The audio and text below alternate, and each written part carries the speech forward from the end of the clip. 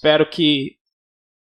Alguém por acaso já viu o vídeo? Se alguém já viu, puder falar se o áudio principalmente saiu bem. Eu vi uma parte dele e vi que deu para enxergar, pelo menos até a parte que eu vi, né? Apesar que dessa vez eu não vou conseguir fazer muita coisa, a não ser regravar se alguma parte ficou muito ruim de entender.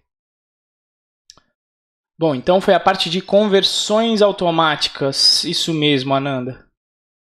Então foi aqui onde eu falei um pouquinho sobre string, né? Foi na parte de conversões, mas eu cheguei a abordar essa parte aqui onde eu mostrei uma coisa esquisita de string lá, perguntando len, né? Do E acentuado e mostrando a diferença entre a string e a cadeia de bytes, que eu diria que foi a maior das mudanças do Python 2 para o Python 3. Tá? E pelo menos, na minha opinião, para quem trabalha com web, foi uma decisão acertada, na minha opinião, né? Tem gente que trabalha com mais baixo nível que acha que não foi. Opa, beleza, Silas, obrigado. Então ficou bom. Beleza, eu espero que esse de hoje fique melhor. Eu testei também o outro microfone. Eu acho que o microfone antigo na boca também ficou melhor o som. Depois vocês vão ver a diferença nos vídeos, tá?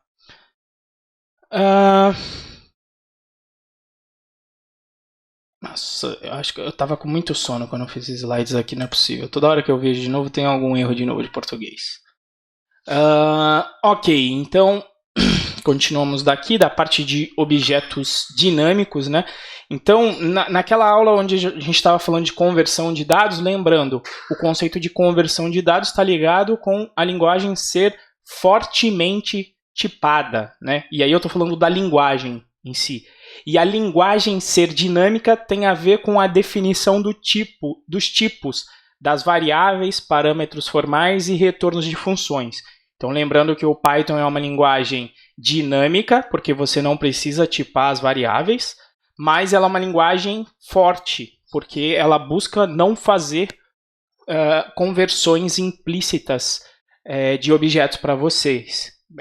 E, principalmente no Python 3 isso está mais forte ainda. São poucas as conversões automáticas que o Python 3 faz.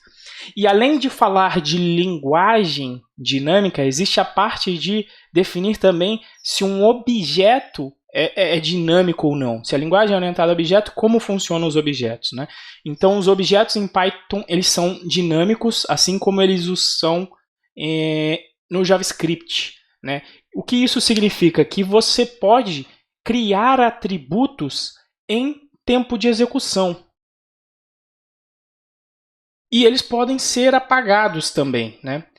Só existem algumas exceções. Os tipos embutidos, a razão disso é performance, porque eles são implementados em C, né? E aí você não pode ficar... Se você ficar criando o atributo dinâmico aí, você vai poder ter uma perda de performance aqui.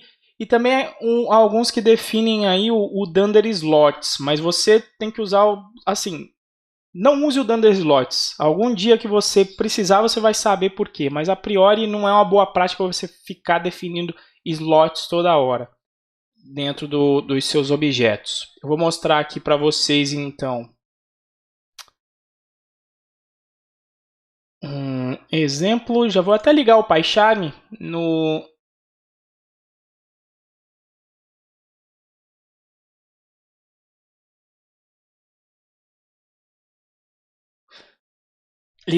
Abri inclusive aqui dois projetos, um para eu brincar, para a gente brincar aqui com esse tipo de exemplo. Vou deixar aqui no meu chamado sandbox aqui e depois eu vou abrir o projeto AllPy, que aí vocês vão ver onde tem parte.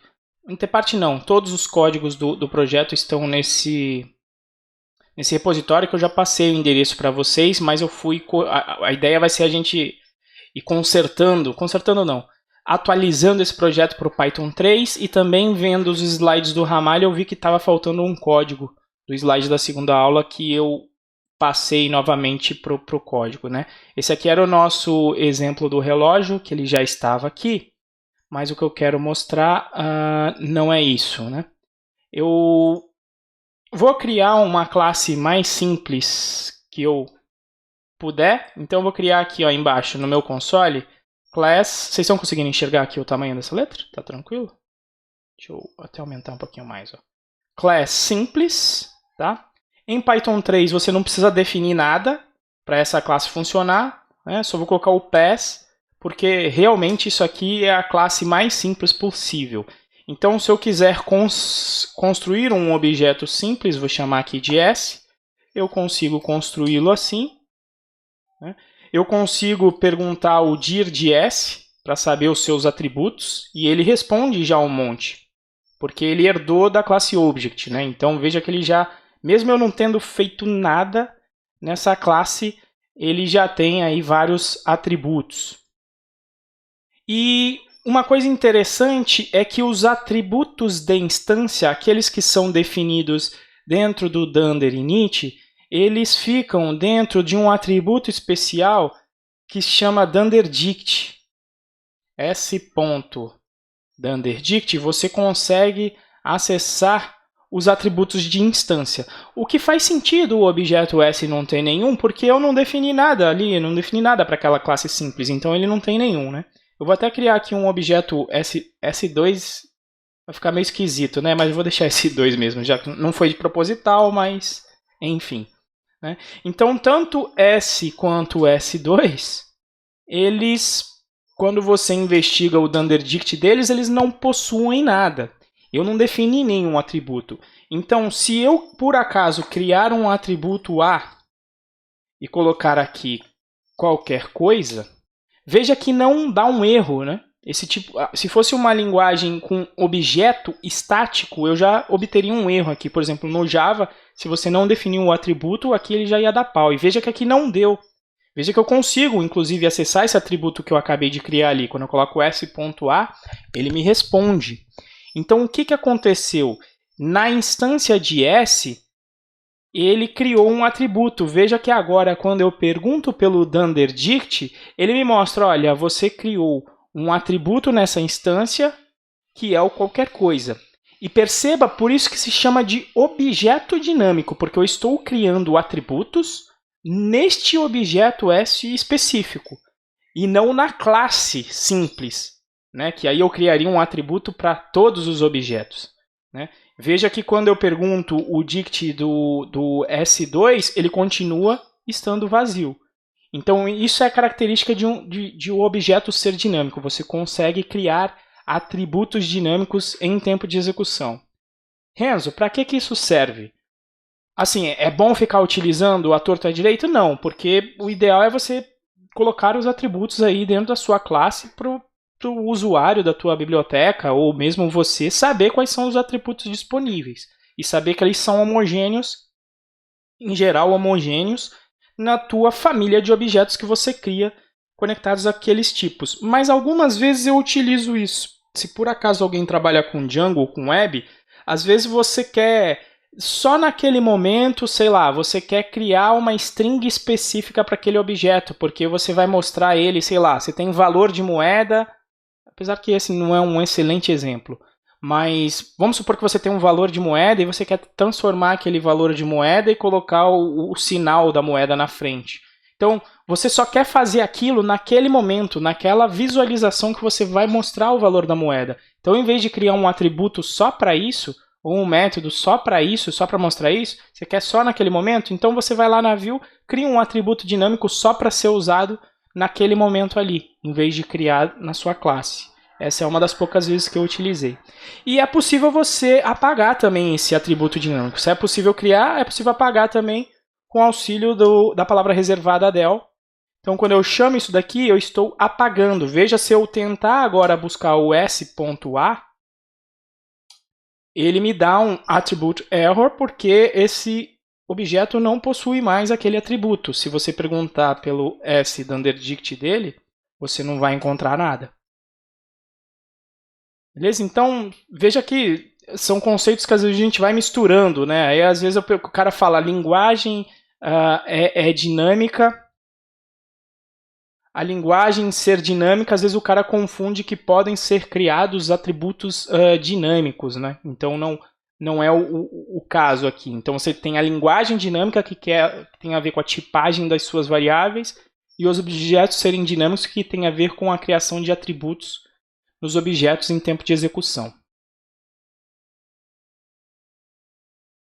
Inclusive, isso aqui é interessante, que o meu TG ele foi em Java, o meu orientador é um cara bastante conhecido na comunidade Java, e uma proposta de TG que ainda bem que eu não fiz, que foi uma parte de fazer um bind num framework dele. E aí ele me falou, cara, ele falou para eu fazer, mas a gente acabou mudando o projeto. Depois ele veio falar comigo e falou, putz, cara, eu fiz ainda bem que você não pegou esse objeto, porque eu tive maior problema para implementar aquela feature, porque eu precisava criar atributos nas minhas classes em tempo de execução, em Java, e aí ele teve que mexer com a biblioteca ASM, que aí vai mexer no baixo nível de bytecode para criar atributos lá, né? Então foi uma coisa maior difícil que eu falei, cara, de repente você está usando a ferramenta errada, né? Porque em Python você criar coisas dinâmicas é fácil, foi o que eu fiz aqui agora, né? Conceito de classe, bem rápido aqui, né? Acredito que vocês já saibam. É uma categoria ou tipo, né? Costuma ser uma ideia abstrata, uma forma platônica, né? E o exemplo aqui que o Luciano colocou nos slides eu acho bem legal é o exemplo aí de um cão, né? Então, criar uma classe cão. Então, se eu falo ontem eu comprei um cão, você não sabe qual foi, né, o cachorro, mas você já tem uma ideia de algumas coisas gerais que todo cão possui, né? Por exemplo, é um mamífero, é um quadrúpede, é um carnívoro, então você já tem várias coisas que você já sabe. Pode, em geral, ser domesticado, né, no caso geral, e em geral cabe em um automóvel. Né, em geral, apesar que você pegar aí dog alemão, vai entrar meio apertado, e dependendo do carro nem entra. Tá? Então, você já tem uma quantidade de características só por eu ter falado aí qual que é a classe, né, desse caso. E existe o código, deixa eu até copiar aqui para vocês, eu não lembro se eu já tinha passado no link, eu acho que não, volta. Tá? Então, o link dos códigos do Luciano estão aqui, nesse código, nesse repositório que eu vou passar para vocês. Só que qual é o problema desse repositório? Ele foi escrito pensando no Python 2. Eu até vi alguns commits do Luciano em que ele estava tentando fazer com que o código ficasse compatível entre Python 2 e Python 3. Tá? Mas não foi em tudo que ele fez. E aí também a ideia agora está sendo passar de vez para o Python 3. Né? Como bem a turma falou, na nossa aula anterior, não me lembro quem de vocês falou, que fez o aniversário, né, daqui a 3 anos, agora menos, 2 anos, 363 dias, vai acabar o suporte para o Python 2. Então a ideia vai ser passar esse código. Eu fiz um fork, tá? Eu fiz o fork do projeto. E a ideia é que eu já até mandei um pull request para o Luciano, até perguntando se ele vai querer revisar os códigos que eu mandar para esse repositório, ou se eu vou poder já fazer o merge. De toda forma, eu vou trabalhar aqui nesse fork com os códigos que a gente vai fazer. Eu até comecei e já escrevi uns códigos aqui em Python 3, por exemplo, esse aqui de exercícios, vocês só vão encontrar no meu fork, e não por enquanto não no repositório original. Mas eu achei que seria uma oportunidade bacana para a gente ver diferenças do Python 2 e do Python 3, né? E a gente ir consertando meio durante a aula, porque não demora muito, vocês vão ver que a linguagem praticamente não mudou, e aí a gente vai conversando e vendo algumas diferenças aí entre as linguagens. Então, basicamente, esse fork que está aí eu já baixei, para também não ficar perdendo tempo baixando, tá? E ele está aqui no meu PyCharm, e eu setei o meu interpretador no PyCharm para o Python 3 aqui. Tá? Então, a priori, o que você deve fazer quando você baixar um projeto de Python 2, a primeira coisa é você tentar rodar com Python 3. Muitas vezes você vai ver que vai rodar sem problema, né? Que você não vai precisar fazer muita coisa. Tá?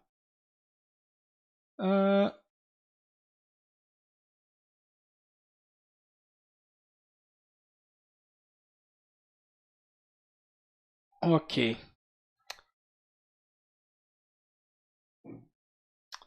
Vamos voltar aqui pro... Tá aqui do lado. Então, estão aí os códigos, passei o link para vocês, já fiz o fork, né? E aí a gente vai converter para algumas coisas. Inclusive, esse daqui eu já tinha feito no meu projeto, mas a gente faz de novo, né? Então, vamos dar uma olhada aqui, procurar até a classe cão e investigar aqui no PyCharm. Tá? Deixa eu sair. Não, deixa eu só fechar. Não, deixa eu entrar aqui no OAPy. Tá? Então, os códigos da classe cão, ele está aqui dentro do pacote cães. E aí você tem o cão aqui, ó. Inclusive, ele já está bem grande aqui esse exemplo, mas a parte que está lá é esta daqui, né? Então, vamos dar uma olhada. Essa daqui é a classe cão. Primeiro, vamos converter ela para, digamos, Python 3, né? De o que a gente faria em Python 3. A primeira coisa é que em Python 3 você não precisa colocar essa primeira linha aqui de coding UTF-8. Antigamente você precisava porque o encoding padrão do Python 2 é o ASCII. Né? Então você precisava colocar isso para indicar que o seu arquivo estava encodado em UTF-8. No Python 3 ele já é encodado por UTF-8 por padrão, então a gente pode sumir com isso aqui. Então, primeira diferença. Não tem problema se você deixar, tá? Esse código funcionaria também aqui em Python 3. A segunda coisa aqui é que em Python 2 você deve sempre colocar aqui a sua classe base herdando de object. Porque existem as tal das old style classes que funcionam de maneira diferente com as classes novas, né? Eu já tive alguns problemas com isso, eu não me lembro nem qual porque faz muito tempo. Então eu só decorei que a boa prática era colocar object, tá? Então se você não colocar object, em Python 2 você vai ter uma classe um pouco distinta das que funcionam aí. Então a boa prática era você colocar object. Em Python 3 é opcional, você não precisa colocar aqui. E mesmo que você não coloque, o seu objeto vai herdar de object. Inclusive, se você não for colocar nada, você pode inclusive omitir os parênteses aqui. Tá certo? Então eu tenho um mamífero, ele até colocou aqui um docstring, vertebrados dotados de glândulas mamárias, né? E, por exemplo, você podia ter um método aqui já que todo mamífero poderia fazer, né? Você poderia criar aqui um método abstract, ou não, chamado de mamar, onde todo mamífero já conseguiria mamar por padrão. De repente você pode, fica aí de lição de casa, fazer alguma coisa do gênero. Depois eu venho para a classe cão. Na classe cão não existe, deixa eu ver aqui a priori, nada que eu precise mudar. Então essa classe que foi escrita para o Python 2 não tem nada, e esse código aqui ia funcionar, tá? Para o Python 3, não ia mudar nada se eu não colocasse aquele object. Mas vamos vendo as diferenças. Então a classe cão, ele possui 3 atributos de classe que são chamados atributos padrão.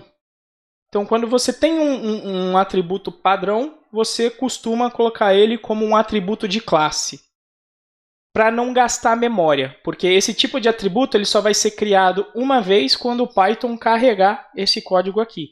E ele vai carregar um por classe desses atributos aqui, por isso que eles são também chamados de atributos de classe. Então eu tenho 3 atributos desse aqui, a quantidade de patas, vocês vão de convide que se não teve um acidente aí com o cachorro, ele possui 4 patas, normalmente ele é carnívoro, apesar de eu já vi alguns cachorros que comem banana, etc. E ele tem um atributo também de nervoso, se o cão costuma ser, normalmente é um cão nervoso ou não. Por exemplo, aqueles, por isso tem depois, né, o piquinês já está aqui embaixo, né, mas ele até escreveu aqui, né, em geral o piquinês é nervoso, né. Eu sou baixinho, então o baixinho sempre costuma ser nervosinho e folgado, é o caso do piquinês, né. E então esse cara tem 3 atributos de classe e ele possui um atributo de instância, que é o atributo nome aqui. Tá? Então, esse tipo de atributo ele é criado um para cada objeto. Então, se você tiver 1000 instâncias do objeto cão na sua memória, você vai ter reservado 1000 espaços para o atributo nome conectado a esse objeto. Mas você só vai ter um atributo de classe porque só tem uma classe durante a execução do programa. Tá? Então, sempre que você for criar um atributo, eu já falei isso para o pessoal no Python Bird, você pensa, É sempre o mesmo? Costuma ser sempre o mesmo? Se for, você cria como de classe. Se não for, você cria como o de instância.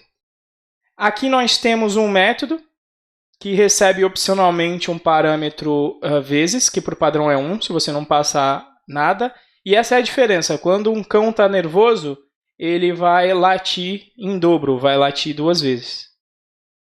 Né? Veja que, inclusive aqui a priori eu tinha dado uma olhada aqui.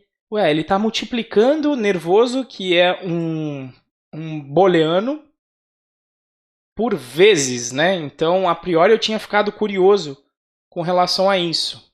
E aí eu dei uma investigada para ver se o boolean ele sobrescreve o método dunderMul, que é o cara que faz a multiplicação. Então, se a gente investigar aqui esse cara, false vezes 2, na verdade eu estava programando em Java fazendo aplicação Android, e lá falso é com minúsculo. Então veja, falso vezes 2, então o falso ele se comporta como o 0, né, em termos de inteiro. Já o true, ele se comporta como 1. Então foi isso que ele fez aqui, né? Se for falso, ele não vai incluir aqui esse número de vezes aqui. Né? Então esse cara aqui vai dar 0. Já se ele for verdadeiro, ele vai somar, vai dar 2. Tá? Então ele vai latir, vai fazer AL 2 vezes se ele estiver nervoso. E isso daqui foi a diferença entre também função e método. Né? Como eu falei, o resultado de um método ele costuma depender do estado do objeto, ou seja, dos seus valores. Então, se você chamar o método latir, você não sabe, só vendo os parâmetros de execução do método, qual vai ser o resultado da execução. Por exemplo, nesse caso aqui, a gente depende do valor do atributo nervoso. Então, essa é a diferença também entre método e função. O método vai depender do resultado dos seus atributos. Aqui eu tenho duas funções importantes do Python, que é a dunderstr e o dunderrepr. O dunderstr ele serve para você colocar uma representação do objeto, mas que seja amigável do ponto de vista de usuário. Então, você retornar o nome do cachorro, a priori é bacana, tá? Para você retornar para o usuário. Já o dunderrepr, ele serve para um desenvolvedor. E, idealmente, nem sempre é possível, o que o repr deve fazer, ele deve retornar uma representação em string que, se você copiar e colar essa representação de um código Python, você consegue recriar o objeto com as suas características originais. Eu vou mostrar isso aqui para você. Tá? Por fim, o Luciano também implementou o dunderEck. Esse cara aqui serve para você conseguir comparar um cachorro com outro. Ele deve retornar verdadeiro se este cachorro, o selfie, é igual ao outro. Então essa é a lógica que ele está fazendo aqui. Ele já olha, o outro cachorro é uma instância de cão? Se for, beleza, então vai lá e pode ver a segunda condição. A segunda condição, ele deu uma pequena roubada aqui. O que ele está fazendo? Ele está comparando, olha, se todos os atributos de instância forem iguais aos atributos de instância do outro, então esse cachorro é um cachorro igual ao outro. Vamos dar uma olhada nisso funcionando aqui, ó. Então vamos importar essa classe aqui from cães, import cão. Ué. Não, vamos fazer assim que o PyCharm, se não me engano, já me ajuda, né? Vai colocar import para mim? Não foi. Então, from cães, cão, import cão, para eu importar aquela classe ali de cima. E deixa eu ver aqui, o construtor acho que só tinha um nome, né? Então, vamos criar aqui o cão Rex, que vai ser o famoso Rex. Então, veja que Se eu pedir para imprimir o hex, olha o resultado que ele me volta, o nome. Porque quando você pede para imprimir, ele executa o dunder str, que é a informação voltada mais para o usuário. Detalhe, se você não implementar o dunder str, o Python vai procurar pelo dunder rep. Então a boa prática é, pelo menos implemente o dunder rep. E aí, se você quiser depois colocar uma coisa mais amistosa, você implementa sobrescreve o dunder str. Tá? Para você ver o dunder rep funcionando, o rep é o que o console coloca de representação quando você avalia a variável. Então, veja lá, cão, como o nome é hex, ele escreveu assim. Como eu disse para você, isso é para o usuário. Veja que este objeto está cumprindo a função que eu falei. Se eu copiar essa string e colocar em uma variável... Oh, meu Deus do céu. Tá aqui, hexclone. Veja que eu já tenho o meu objeto com o estado original. Eu consigo, então, copiar e conseguir trabalhar com isso. Né? Veja que o objeto hex e o objeto clone, eles não são o mesmo objeto. O que eu quero dizer com isso? Se você perguntar hex is hexclone, vai me retornar falso. Porque o que o is faz? Eu pego o ID do hex. Atualmente, o ID é um número único durante a execução do seu programa, que cada objeto tem, que indica o endereço de memória. Quando eu pergunto hex is hexclone, na realidade ele compara o ID dos dois. Então veja que o ID, obviamente, de hexclone e o hex são distintos. Por isso que o is retornou falso. Isso aqui é o que se chama de a operação de identidade. Ou seja, você quer saber se a referência hex aponta para o mesmo objeto, ou melhor, não vou dizer aponta porque lembra de ponteiro, e não é a mesma coisa. O hex referencia um objeto que está aqui nessa posição que termina com 5,2, e o hexclone referencia a posição, o objeto que está no 3,2. Contudo, dizer se uma coisa é igual a outra, aí você já está falando não de identidade, mas você está tratando da chamada igualdade semântica. Né? O que significa um objeto ser igual ao outro? Até na vida real, você dizer o que, por exemplo, uma pessoa é igual a outra, né? E aí depende. Se eu te falar um é igual ao outro, você vai me perguntar, depende, qual é o critério de avaliação, né? Então, se o critério for sexo, então um homem é igual ao outro, uma mulher é igual a outra, mas um homem não é igual a uma mulher, né? Se idealmente as leis seguissem a Constituição, todos nós seríamos iguais perante a lei, né? Então, no âmbito da legislação, todos seriam iguais. Sendo uma pessoa, todos seriam iguais, né? Então, aqui o dunderec, se fosse na legislação e fosse uma pessoa, deveria retornar true, né? Então, a igualdade semântica que o Luciano definiu para o cão é que eles têm que ser da mesma instância e todos os atributos de um têm que ser iguais aos atributos de outro, do outro. Então, o que você poderia fazer aqui? Para comparar, você compara assim, hex igual, hexclone.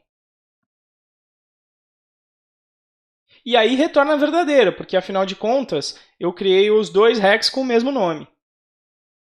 Entenderam a diferença entre identidade e a igualdade semântica?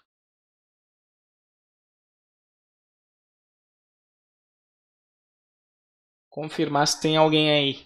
Beleza.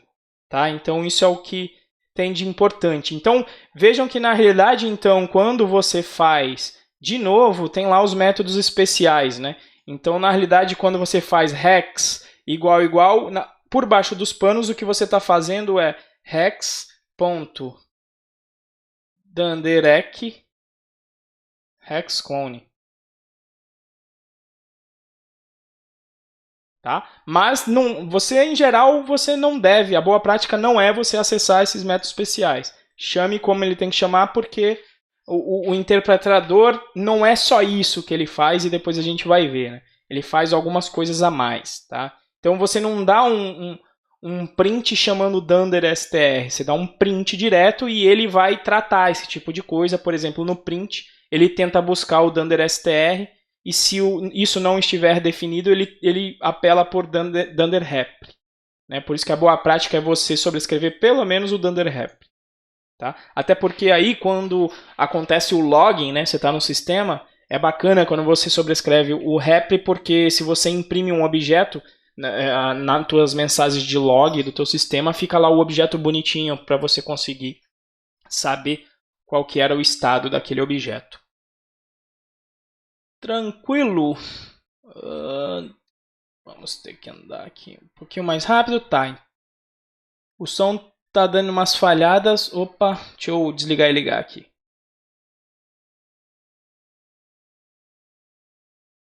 Melhorou? Vão me dizendo aí se melhorou ou não.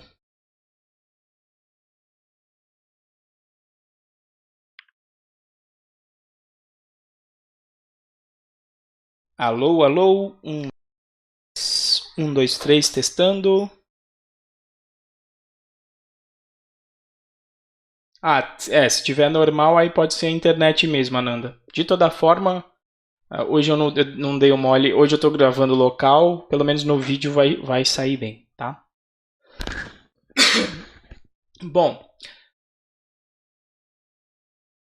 Tá de boas? Espero que tenha melhorado aí para você também, Ananda. Então, o Luciano criou também aqui uma ferramenta que é muito legal de se usar. Não é a que a gente usa para produção, para teste, mas para teste simples, ele é uma ferramenta bem bacana, que é chamado DocTest. Tá? O DocTest... Nossa, por que voltou para o conf? Tá maluco? É um dos módulos de teste que vem embutidos no interpretador padrão do Python.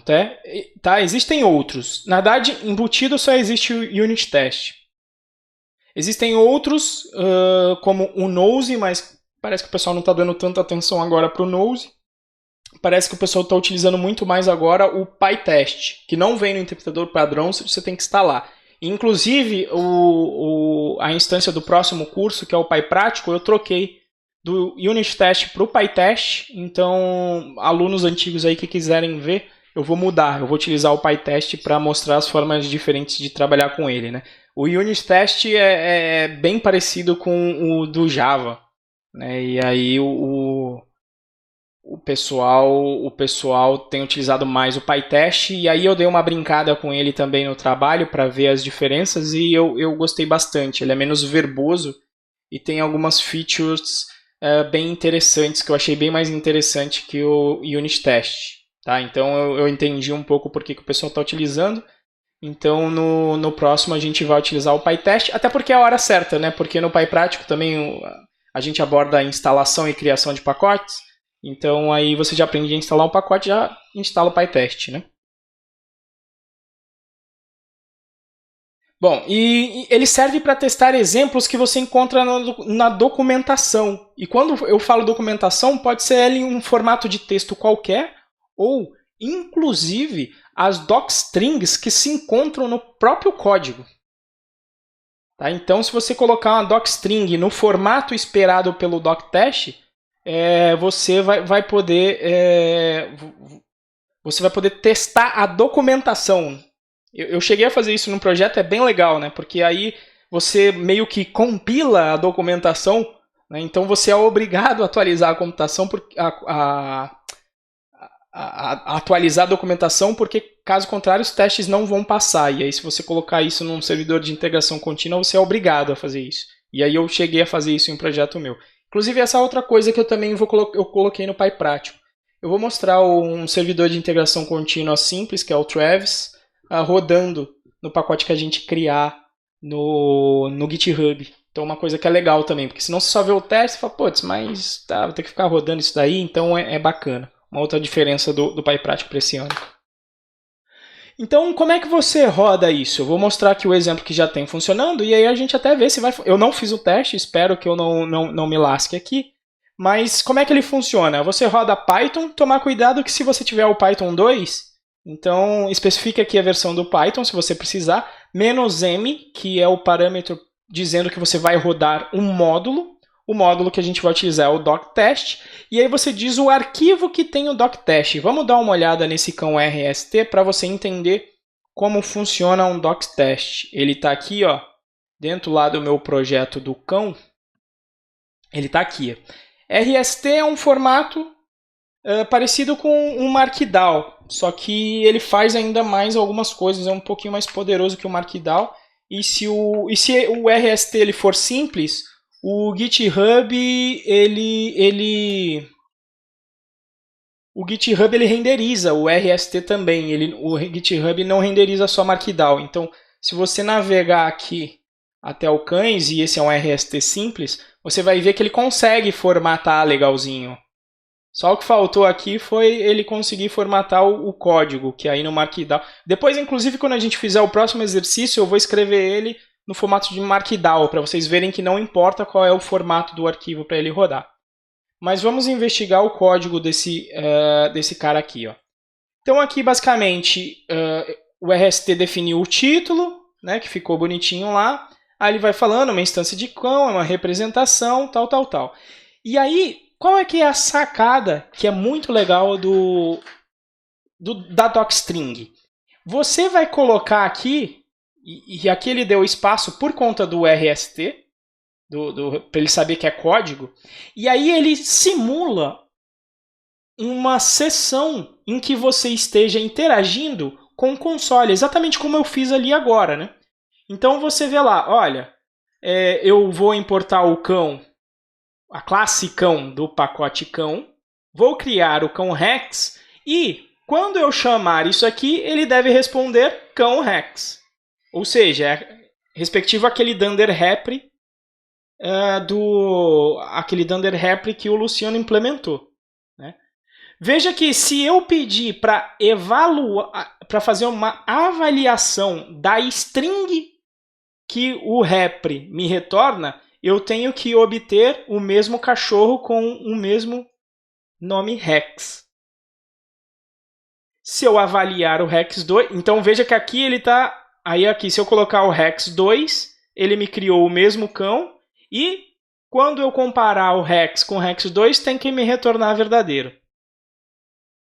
Vamos executar isso aqui via docstring para vocês verem o que acontece. Só que eu vou fazer o seguinte, ó. Eu vou mudar aqui para falso, para vocês verem o que acontece quando isso aqui não está de acordo, quando o teste está falhando. Porque se ele não falhar, não dá para ver nada. Né? A filosofia dele é um programa de Linux. Né? Se não tem falha, ele não te avisa nada. Então, como eu tenho Python 2 e Python 3 aqui, inclusive duas versões de Python 3, eu vou definir, eu quero rodar isso com a versão Python 3.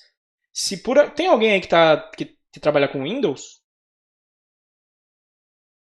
Se tiver, me avise, ou coloque sim ou não aí no chat, por favor. Que aí eu faço uma observação. "-m, doctest, e aí... na realidade eu tenho que navegar até o diretório cães, porque o RST está lá, né? ls cd cães, o RST está aqui, tá? Então, o único detalhe que eu ia falar do Windows é o seguinte, em vez de executar assim, Python 3.6, eu não sei por que eles fizeram diferente isso, no Windows você tem que executar assim, Python menos 3.6 para dizer qual é a versão. A única diferença, tá? Mas se você tiver no sistema Unix, Python 3 "-m doctest", aí o nome da documentação que você quer testar. Então, no caso aqui vai ser a cão teste RST. Eu rodo isso. Veja lá, ele falou, olha, eu rodei 13 testes aqui, só que um dele falhou. E ele está me falando aqui até o que é. Olha, eu esperava no arquivo cão, na linha 17, Quando eu tentei fazer hex 1 igual a hex 2, eu esperava falso, que foi o que eu defini aqui na documentação. Mas retornou verdadeiro. Né? E o legal do Luciano ter colocado o teste é que aí a gente faz a tradução para o Python 3 ainda mais tranquilo. Veja, eu vou mudar aqui para true e vou rodar o programa de novo. Veja que é igual, tem a filosofia de rodar um programa no sistema Unix. Se não tem nenhum erro para mostrar, ele não mostra. Talvez tenha ali um "-v" que ele fala o que ele está fazendo. Deixa eu ver se é com "-v", né? Em geral, versão verbosa. Olha lá. Aí, na versão verbosa, ele mostra, né, o que ele está fazendo. Beleza? Vamos só investigar aqui para vocês terem noção. Olha lá, a representação amigável é simplesmente o nome do cão. E aí aqui você teria que sobrescrever o Dunder str. Né? Alguns atributos como que patas são definidos na classe cão e herdados pela instância. Olha lá, está testando que a quantidade de patas é 4. O método latir aceita um número de latidos opcional. E se o cão estiver nervoso, ele sempre late 2 vezes. Então, valor padrão do latir 1, coloca ao. Aqui, se você colocar 2, ele late 2 vezes. E se ele estiver nervoso e você pedir ele para latir 3 vezes, ele vai latir em dobro, então ele tem que latir 6 vezes. Então eu vejo que o meu código aqui está 100% de cobertura de código aqui. Né? Eu passei por todas essas linhas aqui. É bem legal, Thiago. De início eu achava... Para produção é meio ruim, porque quando o teste é mais complexo, fica difícil você utilizar na docstring, mas para projetos simples é muito legal. Né? E aí, se você trocar alguma coisa aqui, você é obrigado a atualizar lá a documentação. Né? Senão ela não vai funcionar. Né? Sei lá, você aqui no cão coloca uma string errada aqui, deu mole, sei lá, ou mudou, não é mais cão. Você vai mudar o nome da classe para cachorro, e aí você roda o teste e vai ser obrigado a consertar na documentação, porque isso aqui vai dar errado. Tá? Então, era novidade para alguém? Alguém de vocês já conhecia isso aqui? A parte... E o detalhe é que se você colocar Veja aqui que interessante. Eu não testei isso, mas eu vou fazer aqui agora. Ó. "-m", eu vou chamar esse cara no próprio cão py.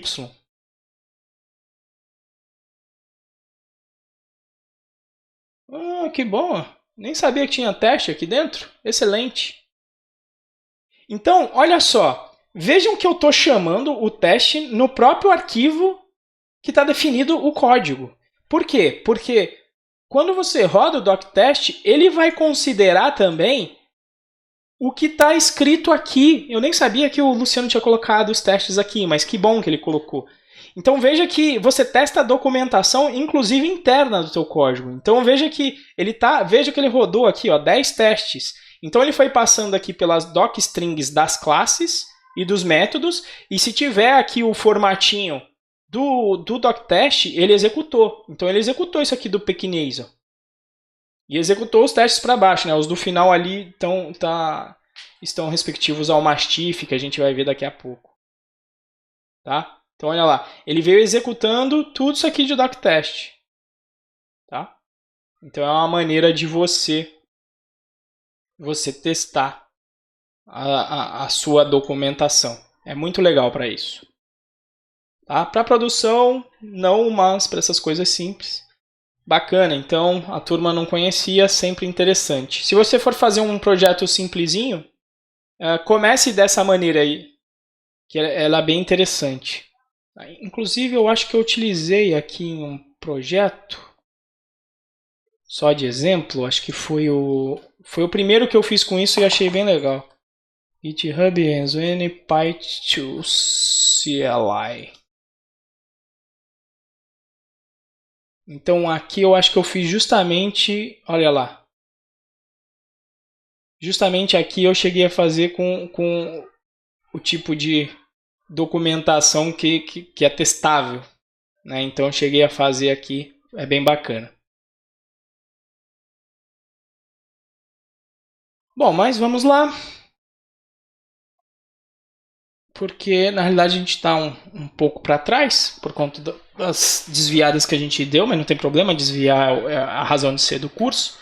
Então assim a gente termina essa primeira parte, mas que na realidade tem muita coisa em comum que se fosse dividido em duas aulas eu ia ter que fazer uma pequena relembrar um pouco só vocês e aí a gente não vai precisar fazer isso para aula 2, mas deu exatamente aqui os 50 minutos. Vamos fazer aqui um intervalinho então de 10 minutos e aí a gente retorna. A gente retorna daqui a 10 minutos. Deixa eu colocar aqui o timer.